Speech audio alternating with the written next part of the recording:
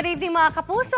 2 linggo pa lang pero plot twist after another na agad ang ganap sa mga batang riles sa GMA Prime. Pero alam niyo bang, di lang mga writer at director ang nagbibigay ng creative input sa pagbuo ng serye? Makichika kay Larson Tiago. Bukod sa pagganap sa mga bardagulan at madadramang eksena sa harap ng kamera,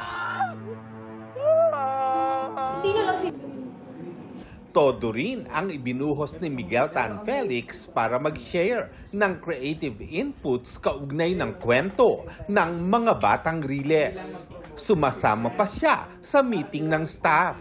Isa yun sa pinaka gusto ko sa show na to is I have a voice. May in-encourage po nila akong tumulong sa creative process ng paggawa.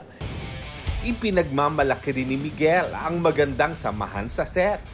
Nito ngang linggo, nagpaparty si Diana Zubiri na dinaluhan ng co-stars nila katulad ni Desiree Del Valle, Ines Veneracion at ang mga gumaganap na batang riles na sina Kokoy De Santos, Bruce Rowland at Antonio Vinzon. Sinubukan ko lang po, naimbitahan sila and thankful naman ako sa kanila at dumating sila ngayong gabi. Tsaka syempre maganda rin kasi na magkaroon tayo ng effort sa isa't isa para talagang maging close kami. Ngayong pangalawang linggo na ng mga batang riles, lalo pang titindi ang mga eksena. Kabilang ang pagsabak ni Diana Zubiri sa action scenes.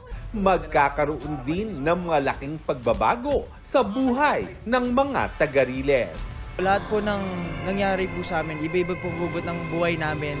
And masasabi ko lang po sa mga kabataan ngayon, dapat mahalin nyo yung mga pamilya nyo, mahalin nyo yung mga kaibigan nyo habang nandyan pa lang sila. Makikilala nyo na talaga si Matos kung ano talaga nararamdaman niya, kung ano yung mga pinagdadaanan niya. Si Kulot po ay isang lalaki na sa umpisa walang laban, puno ng takot, pero simula nung makilala niya itong mga taga-riles, malalaman niya na kung paano lumaban. Ngayong linggo, Tito Lar, ito yung malaking pangyayari at babago sa buhay nila.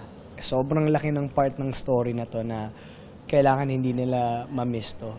Lar Santiago, updated sa showbiz happening.